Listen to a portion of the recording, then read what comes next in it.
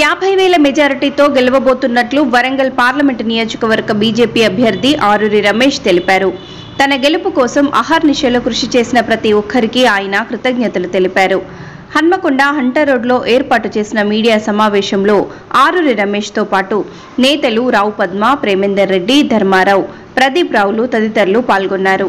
సమావేశంలో రమేష్ మాట్లాడుతూ ఓటమి భయంతో కాంగ్రెస్ నేతలు చీప్ ట్రిక్స్ వాడారని ఎద్దేవా చేశారు. తన గెలుపు ఖాయమని 50,000 మెజారిటీతో గెలుస్తున్నట్లు ఆయన తెలిపారు.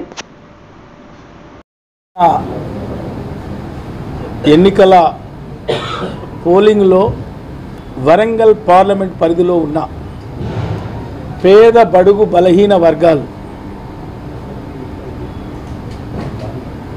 పెద్ద మనసుతో నిండు మనసుతో మరి మోడీ గారు బలపరిచిన అభ్యర్థి గెలవాలని బ్రహ్మాండంగా స్వచ్ఛందంగా పోలింగ్ బూత్లో పాల్గొని బ్రహ్మాండమైన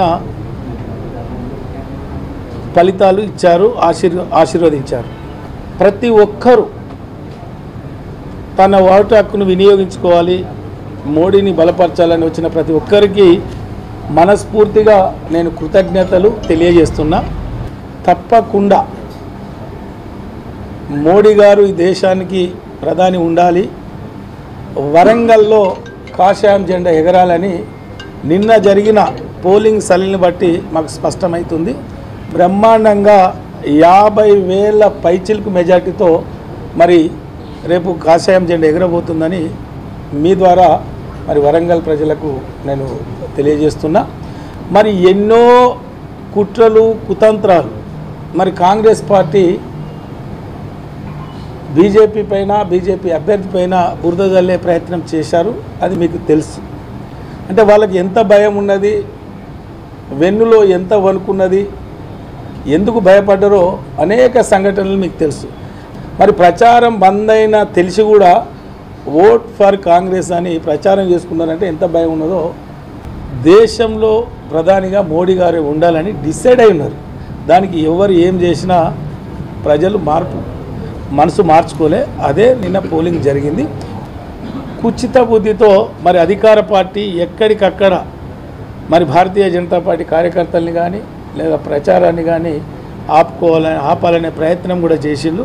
అవన్నీ కూడా మరి మా మనసులో ఉన్నాయి. తప్పకుండా అన్నీ కూడా వడ్డీతో సహా మళ్ళీ సమాధానం చెప్తాం. దానికి ఏం బాధ లేదు. పార్టీ శ్రేణులు ఎవరు అధైర్యపడొద్దు. ఎట్టి పరిస్థితుల్లో మరి మోడీ గారు ఈ దేశానికి ప్రధాని ఉంటేనే ఈ దేశం బాగుంటుంది, భవిష్యత్తు బాగుంటుంది. దేశంలో ఉన్న పేద బడుగు బలహీన వర్గాలు మరి క్షేమంగా ఉంటారని నమ్మిన ఈ దేశ ప్రజలు మరి బ్రహ్మాండమైన ఫలితాలు ఇవ్వబోతున్నారు. ఈ తెలంగాణ రాష్ట్రంలో 10 పైచిలుకు అని ఏదైతే సర్వేలు చెప్తున్నాయో దాంట్లో వరంగల్ స్పష్టంగా ఉన్నదనేది కూడా మీకు కూడా అర్థమవుతున్నది. కాబట్టి నా గెలుపు కోసం మరి సహకరించిన మీ అందరికీ కూడా నేను కృతజ్ఞతలు తెలుపుకోవాలని నేను ఈ ప్రెస్ మీట్ ఏర్పాటు చేయడం జరిగింది.